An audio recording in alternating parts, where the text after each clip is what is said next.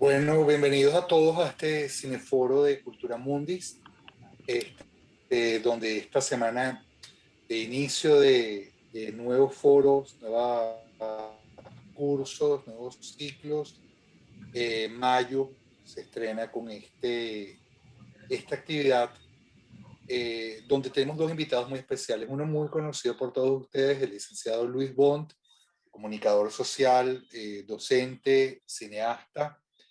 Y tengo que presentar a un querido amigo, el doctor Ángel Ruiz. Él es médico psiquiatra, especialista en tantos casos que hemos trabajado juntos, básicamente trastornos afectivos, adicciones, un experto en psicofarmacología y con una amplia experiencia en el campo que tiene que ver justamente con la película que hoy vamos a tratar, que es Alzheimer y demencia senil. Entonces, en nombre de Cultura Mundis les doy la bienvenida al doctor Ruiz, a Ángel Bont, a Luis Bont, perdón. Y bueno, antes de darle la palabra a ellos, yo quiero comentar algo sobre este extraordinario film de Florian Zeller. ¿Por qué me impresionó tanto? Aquí voy a hablar no como psicoanalista, sino como dramaturgo. En primer lugar, es una obra de teatro llevada al cine. Ya eso es bastante difícil. Yo digo que no hay una cosa más aburrida que teatro filmado. Y logran una adaptación cinematográfica sencillamente extraordinaria. No en vano, mejor que un adaptado, Oscar. Segundo, este tema de los padres bajo situaciones como la demencia senil, el Alzheimer y todas las repercusiones que tienen el lugar se ha tratado muchas veces en el cine y en el teatro. Sin embargo, a mi criterio, ¿cuál es el gran mérito de Florian Zeller?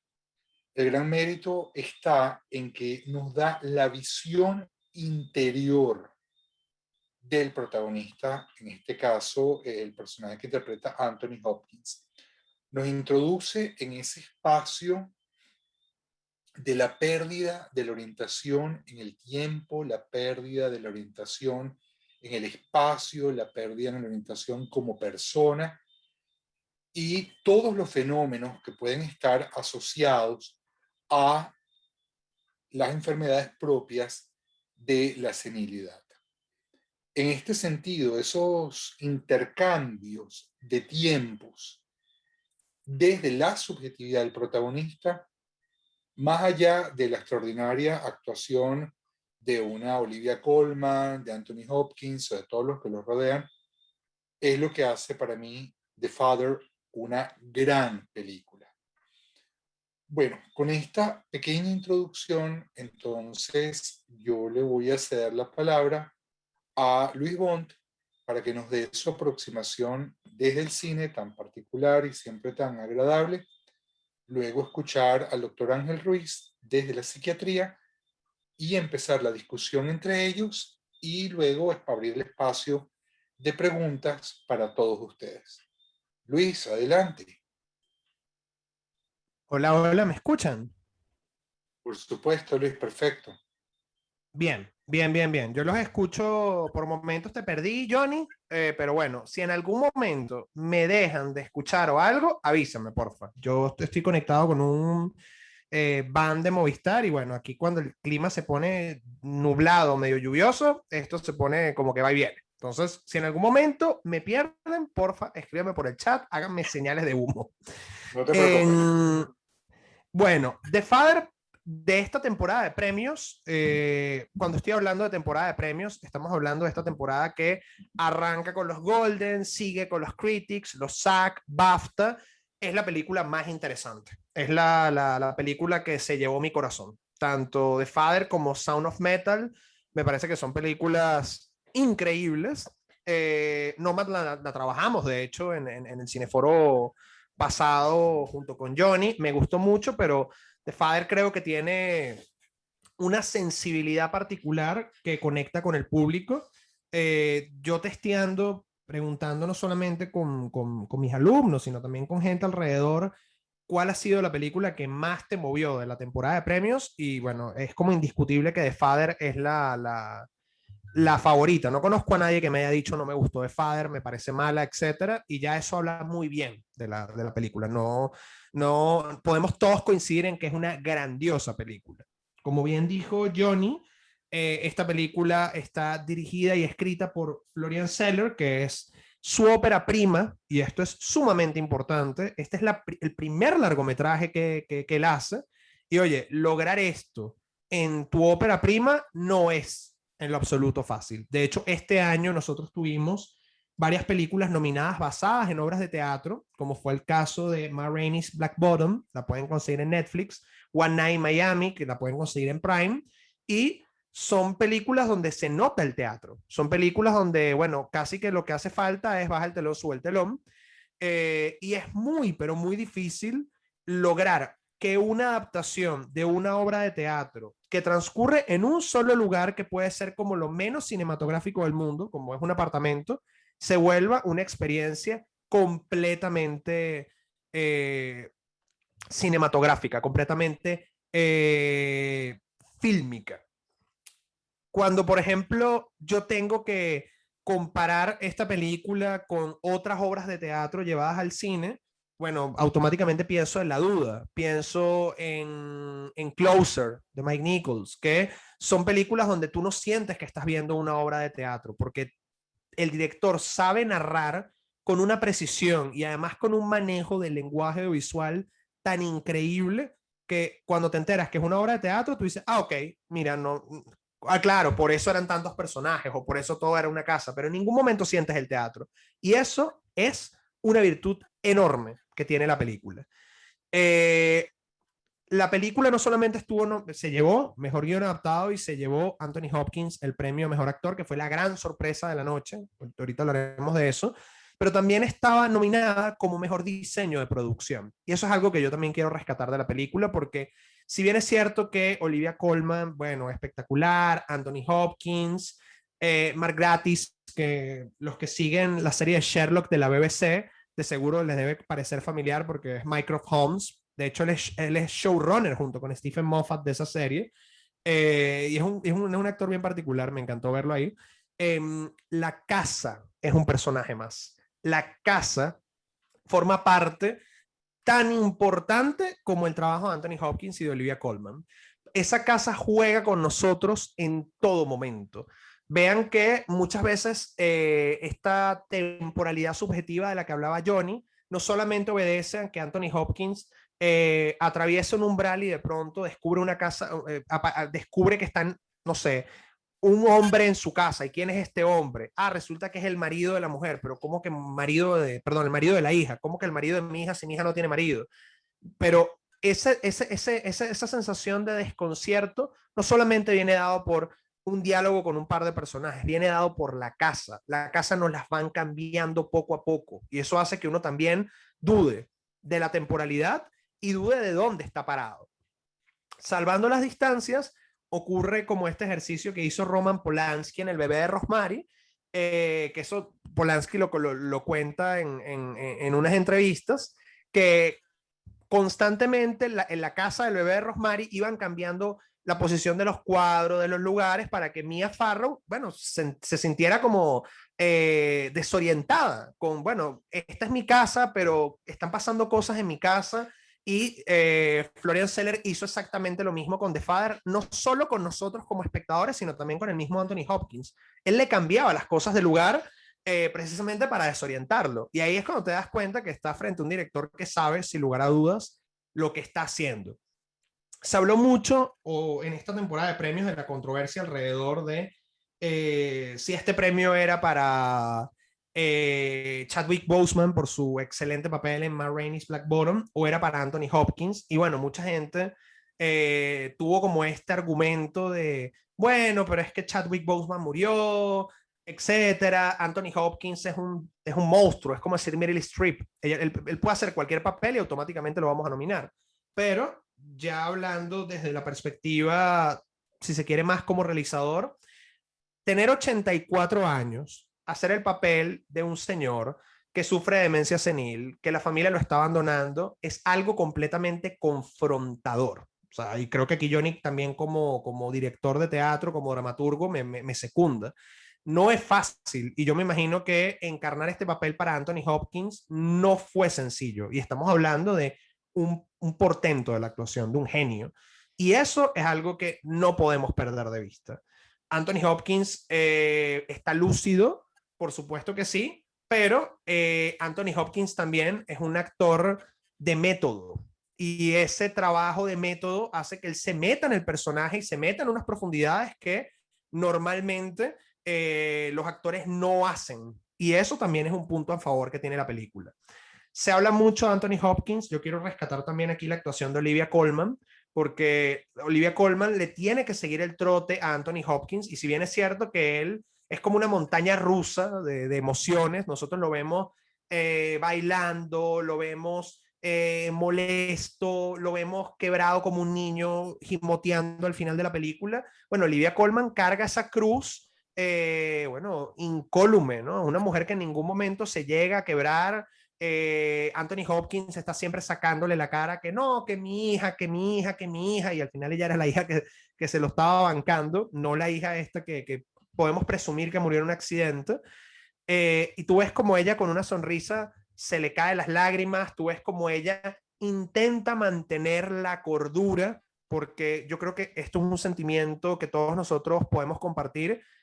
Tú ves la película y sientes, vives en carne propia la locura de Anthony Hopkins, pero también la locura de la hija. Tú dices, bueno, pero este señor va a terminar de volver loca a la hija. O sea, al final yo no sé, al final, ¿quién va a terminar más afectado? Si este señor o la hija. Y por supuesto, es una figura que es un papel que nos confronta con esta visión que se tiene en muchas sociedades de, bueno, cómo los hijos tienen que hacerse cargo de sus padres, llueve, trueno, relampaguee, así sea en detrimento de su propia salud mental y de su futuro, porque evidentemente lo más sano, entre comillas, era dejar a Anthony Hopkins en cuidados especiales, pero bueno, eso te confronta a ti.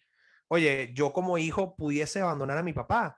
¿Qué clase de hijo soy? ¿Hasta qué punto querer cuidarlo más bien le termina haciendo un daño? Entonces yo creo que es una película que no solamente nos sumerge en la locura, sino que también nos confronta desde un punto de vista moral, ético, que levanta, crea estos espacios para las conversaciones que son muy sabrosos.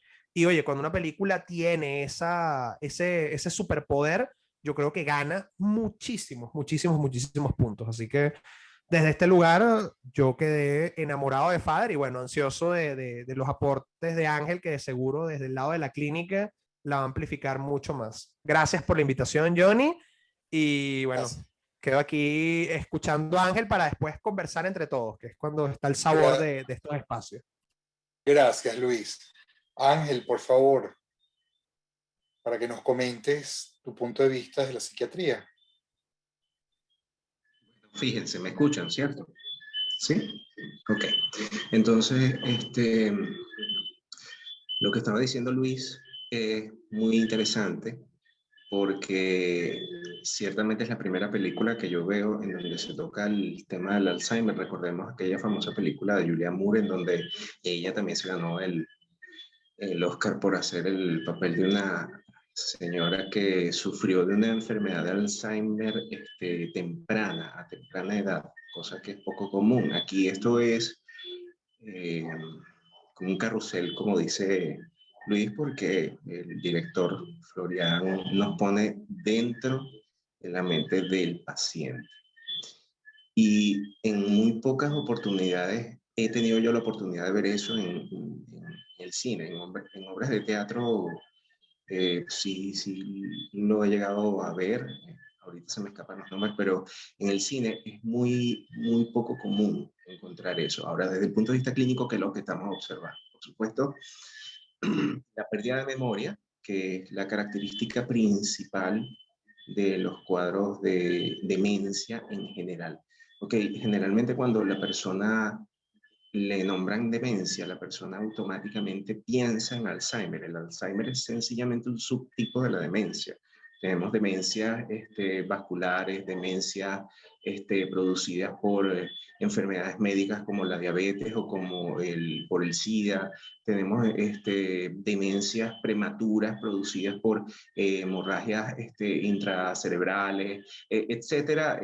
Hay una clasificación bastante vasta y no los voy a aburrir a ustedes con esto. Desde el punto de vista clínico, es difícil precisar cuál es el tipo de demencia que está sufriendo este paciente, que se llama, por cierto, Anthony, le pusieron el mismo nombre del actor. Entonces, es difícil porque no nos dicen por allá, entonces le dan unos medicamentos, pero no precisan cuál. Habla de esta cuidadora que va a visitarlo cuando habla de la pildorita azul que a ti tanto te gusta, pero no dicen realmente cuáles son los medicamentos. O sea, no profundizan mucho en eso, cosa que no es necesaria realmente en una obra como esta, porque los pacientes no recuerdan ni siquiera cuáles son las pastillas que toman. Entonces aquí pasamos a una fase a describir unos signos clínicos que son bien interesantes. El primero es la desrealización y es lo que magistralmente hace el director con la casa. La desrealización es esa sensación subjetiva que tiene el paciente de que su entorno se está desmoronando o que su entorno le es ajeno a sí mismo. ¿Okay? Esa es la desrealización. Y la segunda es la despersonalización, en donde, y esto sí lo vemos hacia el final de la película, cuando él, después del gimoteo y del llanto como niño, creo que fue antes, después, bueno, justo en esa escena es cuando él le pregunta a la cuidadora, a la enfermera, pero ¿quién soy yo? Porque es que ni siquiera recordaba quién era él mismo. Entonces, esto es bien interesante porque, vuelvo y les repito, nunca lo había visto en una película. Ahora, si nos vamos al lado de Olivia Colman, ella representa de manera magistral la angustia, el desasosiego y todo lo que ese carrusel de emociones que puede llegar a sentir un cuidador. Y aquí tenemos que hablar de una entidad clínica paralela a la demencia o a cualquier entidad clínica, psiquiátrica e inclusive médica. Generalmente cuando una persona entra en una situación de minusvalía, sea cual sea la situación, ella tiene a su alrededor a una estructura familiar que se hace cargo del paciente, ¿no? Entonces, pero generalmente una de esas personas es la que lleva el liderazgo en esta estructura familiar que presumimos que está rota porque nos hacen referencia al personaje de Lucy, que después el paciente en un sueño aparentemente la ve tendida en una cámara con un collarín, ¿no? Entonces, y ahí es donde presumimos que falleció luego de un accidente. Generalmente una de los familiares es el que toma el liderazgo de ese equipo y a veces el equipo se desmorona. En este caso, Olivia Colman, Anne, hace el papel de un líder de equipo que no tiene equipo, porque no tiene ni siquiera el apoyo de su esposo. El esposo es el que le sugiere que la persona o que el paciente tiene que ser atendido en un centro especializado. Y ojo, porque Luis utiliza una palabra que es muy severa y es abandonar. Sé que no se utiliza la palabra de manera peyorativa para indicar intencionalidad, pero la mayoría de las oportunidades, cuando la única solución es que el paciente sea cuidado en un centro asistencial especializado, por lo general es para preservar su integridad, porque el paciente puede o convertirse en un riesgo para sí mismo o un riesgo para otros. Entonces, yo pienso que esta líder de equipo al final se ve, luego de haber pasado por un cuadro de un síndrome del cuidador, que como les decía es una entidad clínica paralela a este tipo de situaciones, en donde se ve depresión, en donde se ve angustia, inclusive si la persona tiene una estructura psicótica, se puede psicotizar en medio de un estrés tan severo, una situación tan agobiante, ¿no? Entonces, al final vemos con el desenlace de la película deciden llevarlo a un centro de cuidados en donde aparentemente está recibiendo un buen cuidado. Y sabemos, o por lo menos intuimos, que la estructura sanitaria europea por lo menos es mejor que la nuestra. Entonces, por supuesto, pensar en dejar a un familiar en un auspicio, en un centro de cuidado de larga estancia en nuestro país, realmente es muy cuesta arriba porque esas estructuras están desmanteladas, eso no existe, y las que existen son privadas, son sumamente costosas, a pesar de que son mucho menos costosas que en países del primer mundo, ¿no? Por ejemplo, la relación de gastos de un centro como ese aquí en nuestro país está entre los 4 o 5 mil dólares, y en un país como Estados Unidos, como Gran Bretaña, puede exceder los 40 o 50 mil dólares anuales. Entonces, bueno, es un poco para entender qué es lo que estamos observando. Ahora, esa desrealización es la que nosotros vemos reflejada en esa casa, que va cambiando, ¿ok? Su realidad constantemente va cambiando al punto de que en uno de esos recuerdos, porque debemos entender que todo esto que el paciente está experimentando son recuerdos fragmentados. Ahora, ¿cómo se explica eso desde el punto de vista físico, desde el punto de vista biológico? Recordemos que la memoria, el sitio de asentamiento neurológico de la memoria es la sinapsis, que es la unión entre neuronas.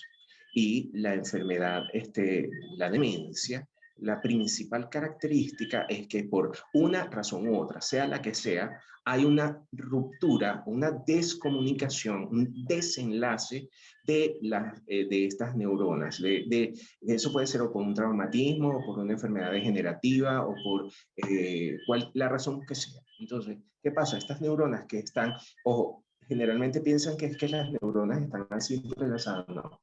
Las neuronas tienen un espacio entre ellas, que es este espacio que está aquí, que se llama espacio intersináptico. Y ese espacio que es muy cercano entre ellas es el que permite la comunicación entre ellas, porque esta neurona de aquí libera neurotransmisores que esta neurona de aquí recibe, y eso es lo que conduce el impulso nervioso.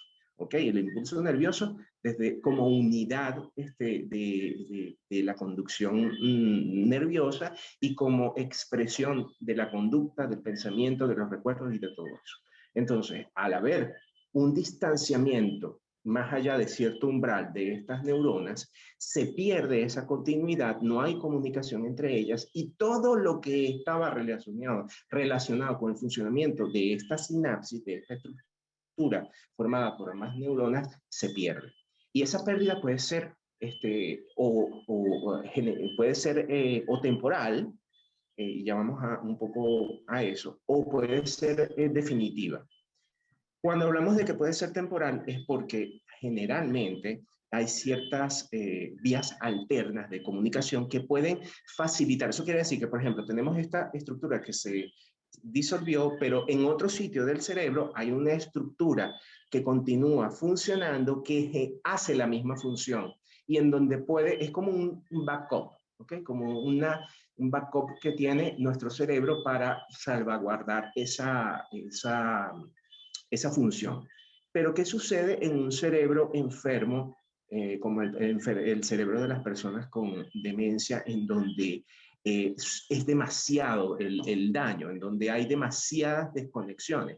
Bueno, entonces no hay un backup, esa función se va perdiendo, y a pesar de que está muy bien representado el deterioro del paciente, hubo solo un momento en el que se hizo referencia a algo también muy importante, y es la incapacidad para valerse por sí mismo, que es ese momento en donde a mí se me partió el corazón cuando el esposo le llama a Anne.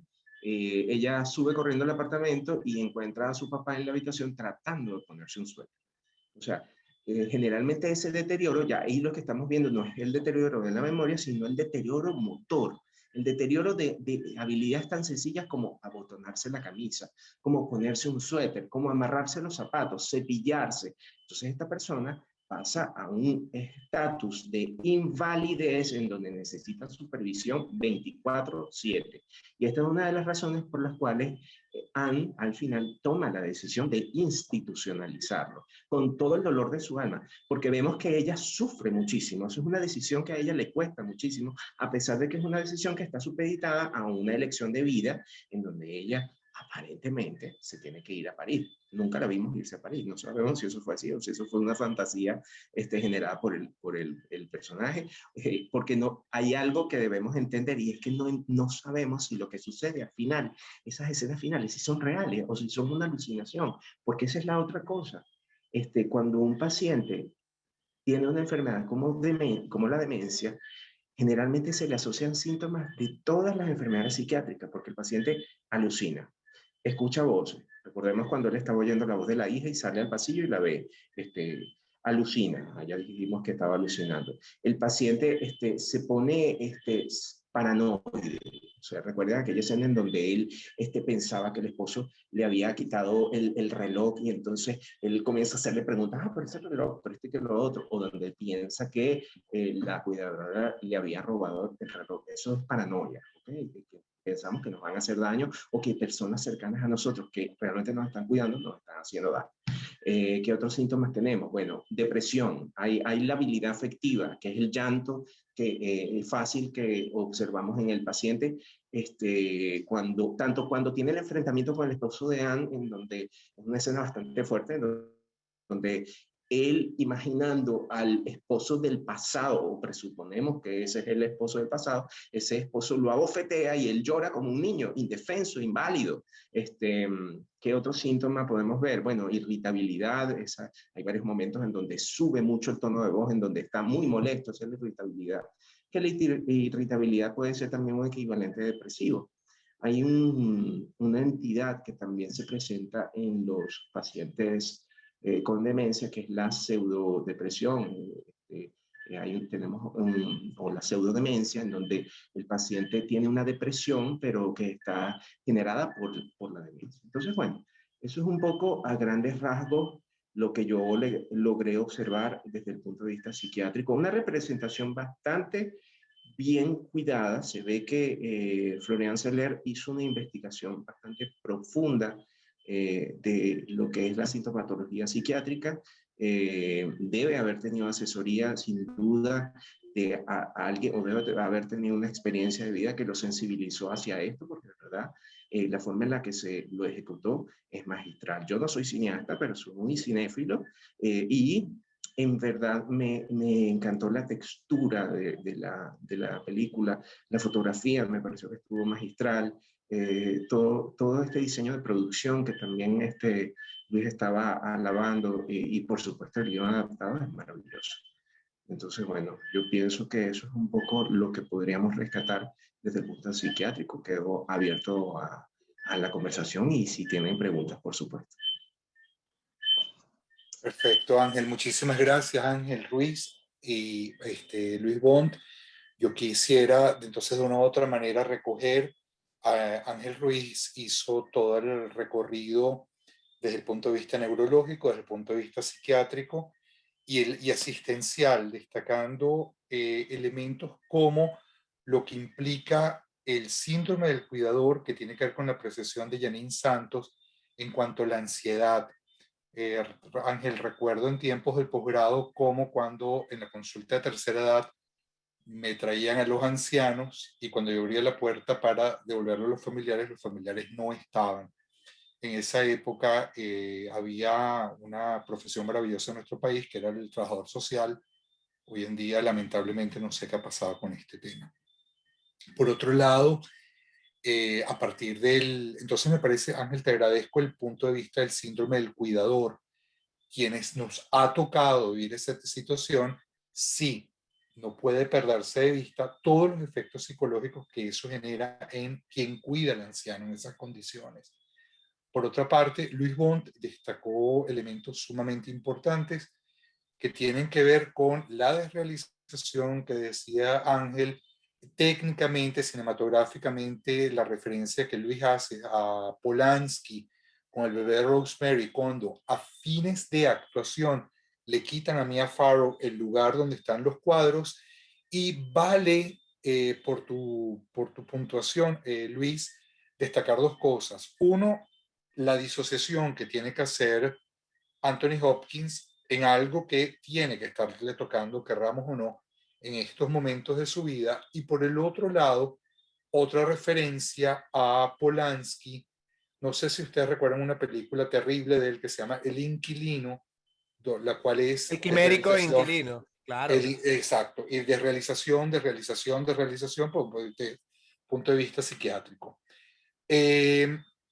Bien, Diana Cooperstein está señalando, yo sentí al comienzo que quería engañarlo y hacerle creer que estaba loco. O sea, una sensación que tienen los pacientes con estos diagnósticos. Les dejo el micrófono abierto.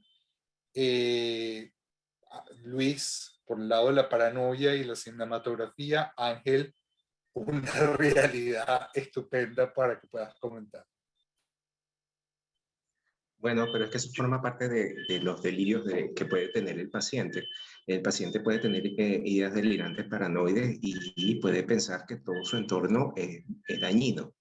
O sea, que yo pienso que eso sí se puede presentar y lo observamos magistralmente aquí. Dense cuenta de que hay un momento en el que él, cuando piensa, cuando se ve sorprendido en este entorno desrealizado en donde un primer encuentro con este hombre que se supone que es el esposo de su hija, él comienza como a fabular un poco y como, bueno, sí, es verdad, no lo recordaba.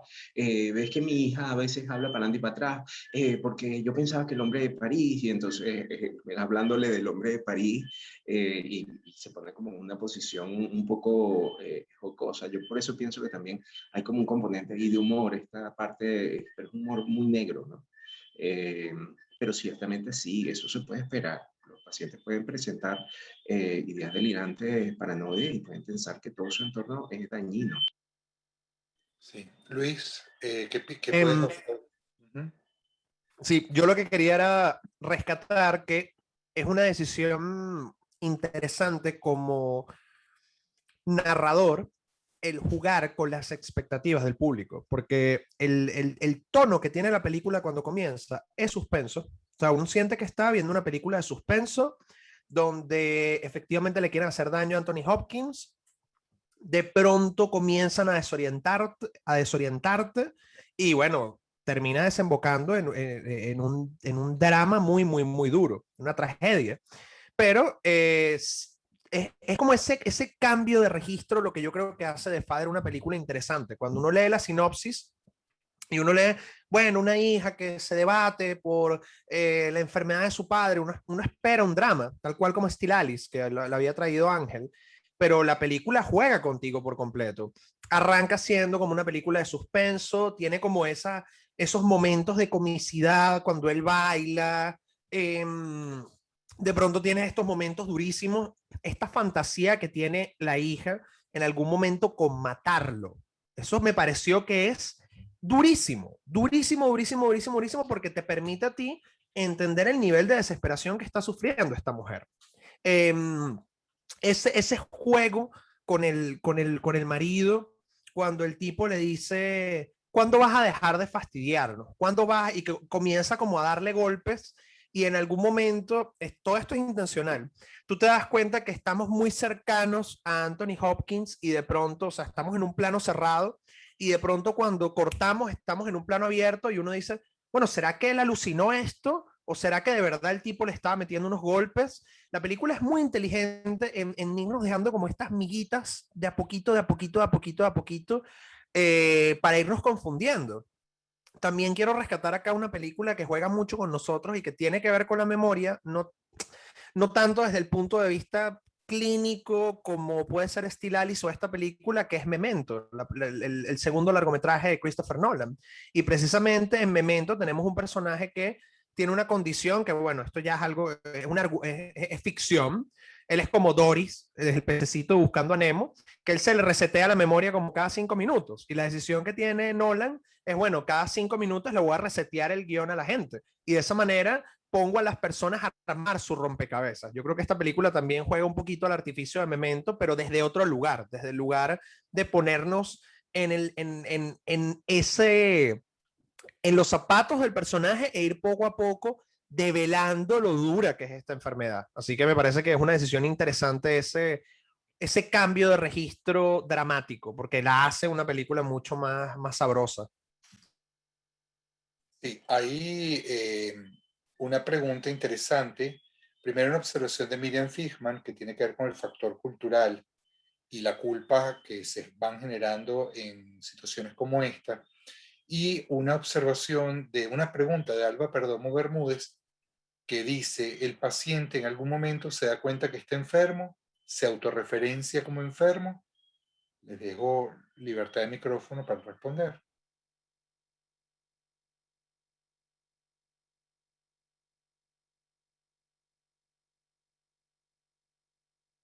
Ángel, el micrófono. Ahora sí me escuchan, ahora sí. Ok. Uno de los problemas de estos pacientes es que ellos no tienen o no logran desarrollar conciencia de enfermedad. O sea, hay una ausencia de conciencia de enfermedad. Y eso también se puede extender hacia los familiares, ¿no? Hay familiares que tienen ausencia de conciencia de la enfermedad de su familiar, ¿no? En esta película hay un momento de desesperación en donde él pregunta qué es lo que está pasando, que me quieren volver loco, ¿por qué? ¿Qué juego es este? Pero en ningún momento hay como una autoinspección, o por lo menos no lo vemos. Hay momentos en donde él se queda sentado como meditando. Hay un momento muy hermoso en el que hacia el exterior y ve a un niño jugando, que por cierto es el hijo del director, ve a un niño jugando en la calle, pero son momentos como de meditación, no son momentos como de, de, de introspección en donde él logre hacer un insight de su condición.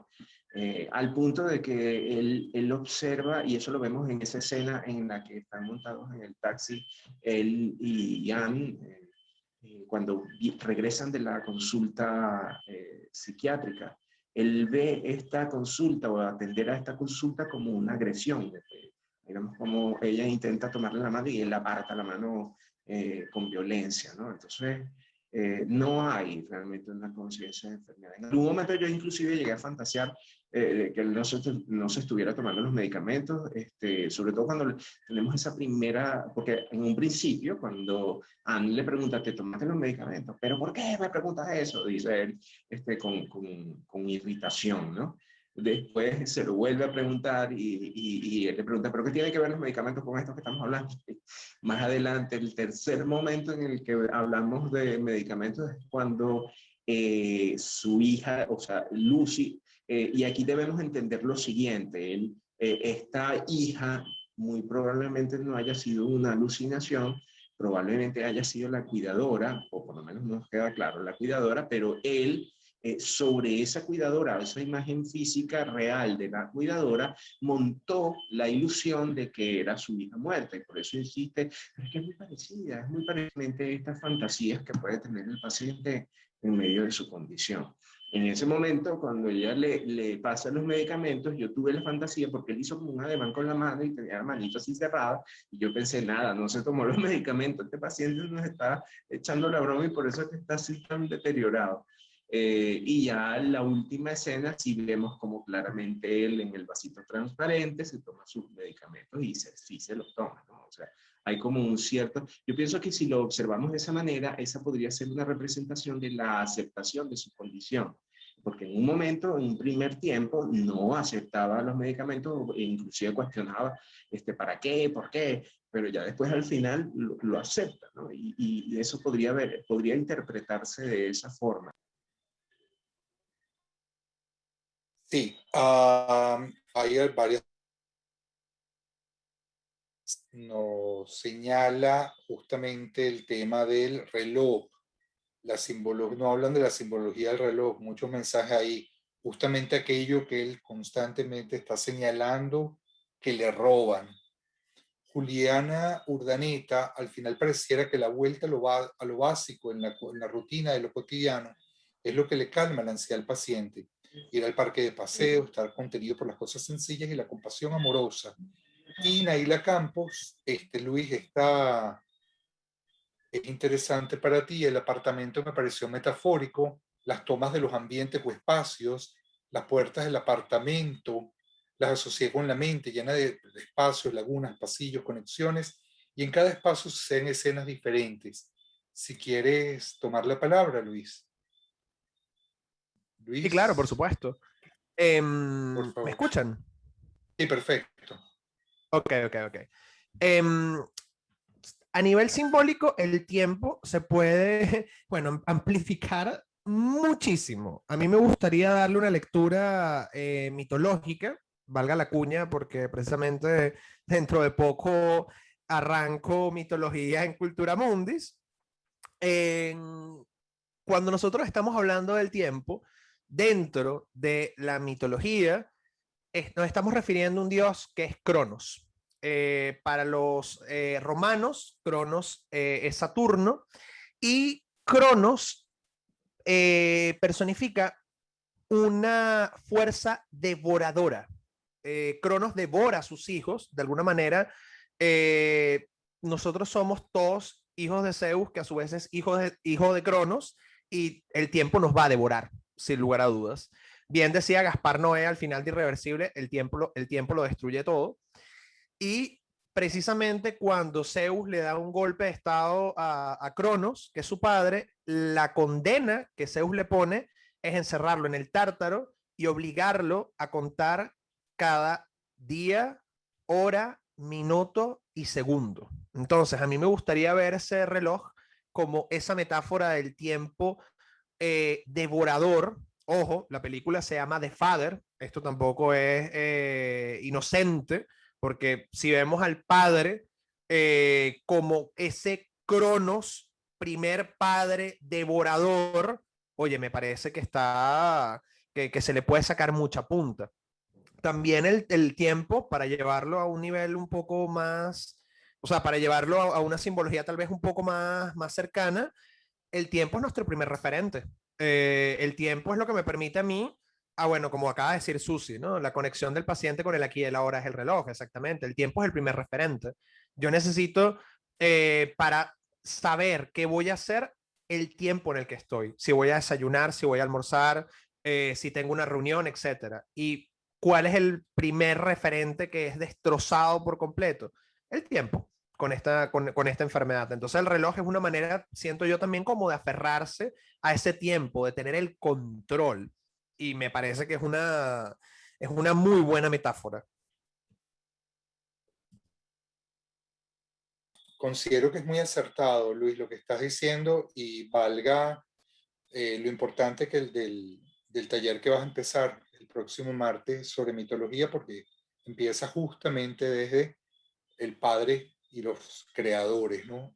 Y dentro de esta creación, justamente el tiempo es uno de los parámetros, como muy bien lo señala María Emilia López, está en la mente, qué es lo que se tiene, qué es lo que se pierde, qué es lo que se esconde. Preciosa la observación de ella, como la de Luis, todo lo que nos dijo, y Susi colocándonos en el aquí y ahora. Justamente ese aquí y ahora es lo que Ángel, cómo se vincula esa variable del tiempo, porque en la demencia justamente el tiempo no existe, corrígeme, ¿no? ¿Estás de acuerdo? Sí, de hecho, uno de los parámetros que nosotros evaluamos cuando estamos haciendo un examen clínico es la orientación en tres planos, y esa orientación es tiempo, espacio y persona, ¿ok? Indudablemente, este paciente está desorientado en tiempo, está desorientado en espacio y llega al final a desorientarse en persona, porque él recuerda o reconoce quién es ya hasta el final de la película. Es solo en esas últimas frases cuando él dice quién soy. Y eso es como lo último que se pierde, ¿no? Es como, porque es algo que está guardado muy profundo en nuestros recuerdos y en nuestra estructura mental, y es como que uno de los últimos eslabones que se pierde en esta enfermedad, ¿no? Entonces, ciertamente hay una desorientación en el tiempo. Ahora, Sí, Ángel, pero perdona que te interrumpa. Justamente yo una de las cosas que quería señalar, que me parece que es muy importante, porque tú mencionaste el tema del niño, pero esa última escena, cuando él empieza a llorar como un niño, tiene que ver con la puerilidad, la infantilización. Luis, recuérdame esa película que empezaba Brad Pitt como un viejito y terminaba siendo un niño. Benjamin Button, el extraño Que caso de Benjamin Button, que está basada en esta obra de Fitzgerald. sí, uno le dice a Luis, Luis, recuérdame, inmediatamente ya es una cuestión de velocidad, no sé cómo lo hace.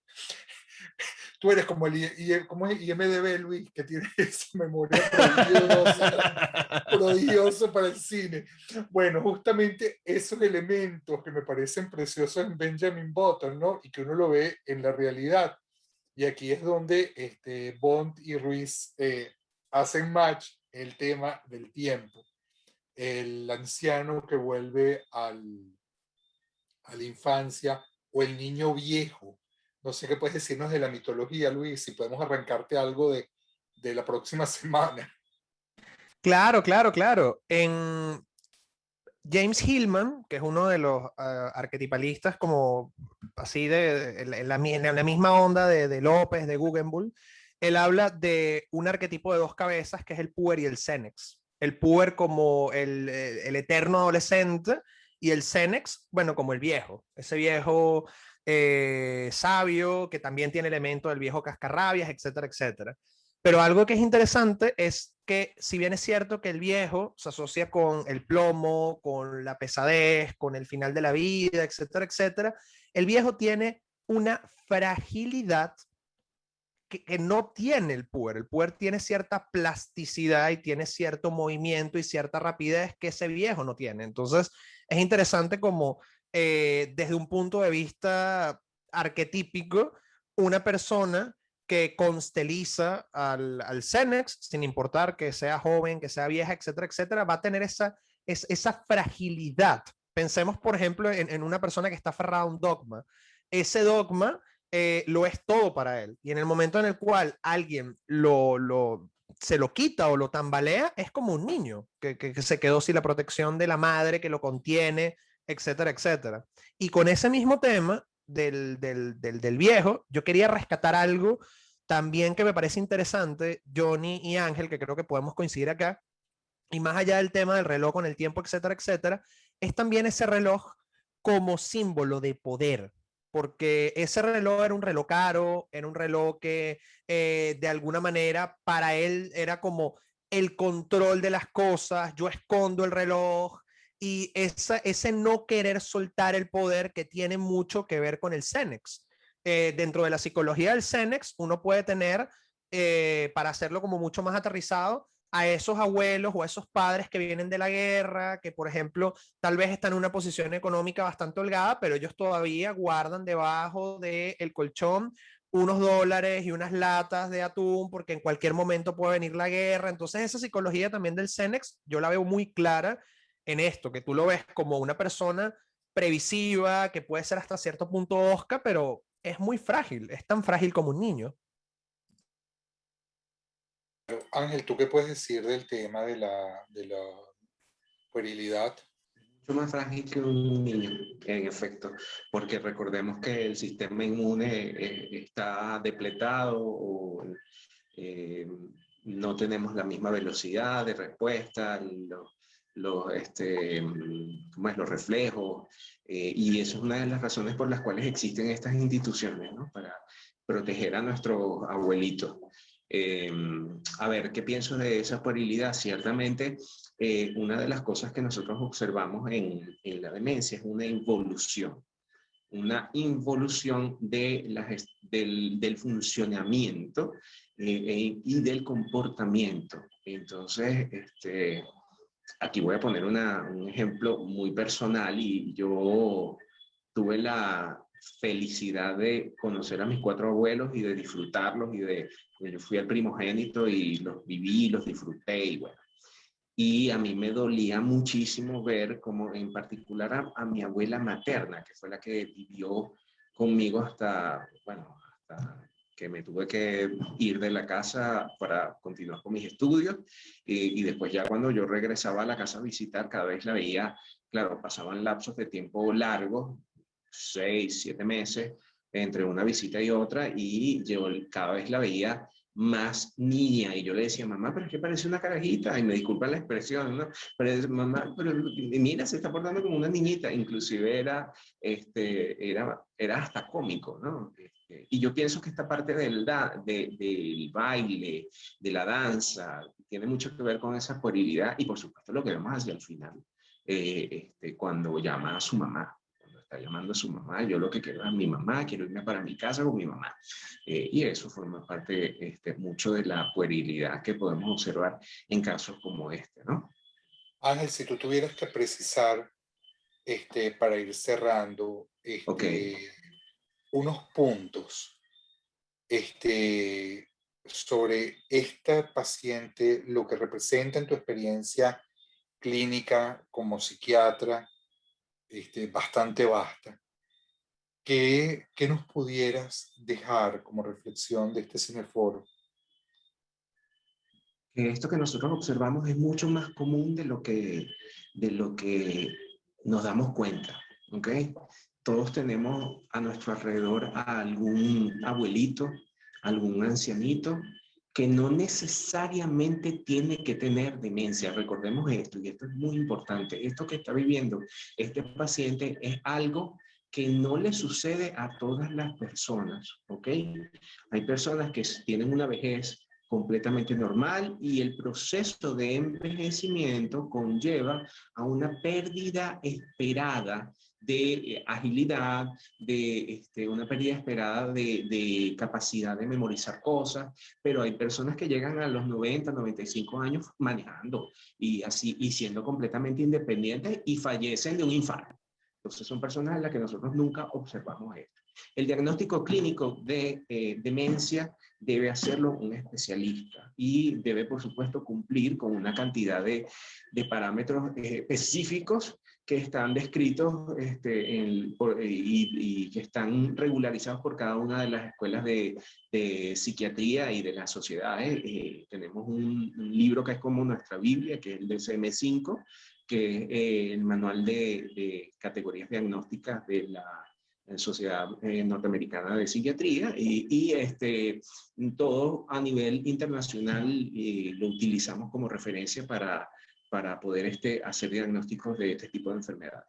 Por supuesto, al hacer el diagnóstico, muy importante comenzar a hacer tratamiento, y el tratamiento no solamente es el tratamiento farmacológico y es la forma en la que vamos a tener a ese ancianito. El tratamiento tiene que ser multidisciplinario y que tiene que incluir al grupo familiar para que ninguno de sus miembros, específicamente el líder del grupo familiar, no vaya a caer en una entidad como el síndrome del cuidador y que pueda tomar las decisiones adecuadas para poder tener bien salvaguardado a este ancianito. Entonces, esto es algo que vemos con mucha mayor frecuencia y en la consulta es muy común. Yo diría que 1/3 de la consulta psiquiátrica está relacionada con pacientes que se quejan, pacientes mayores que se quejan de pérdida de la memoria, que en esas primeras etapas el paciente puede consultar voluntariamente, o de familiares que traen a sus pacientes, a sus familiares, porque están observando que hay un deterioro no solamente de la memoria, sino un deterioro funcional, cambio de conducta, etc.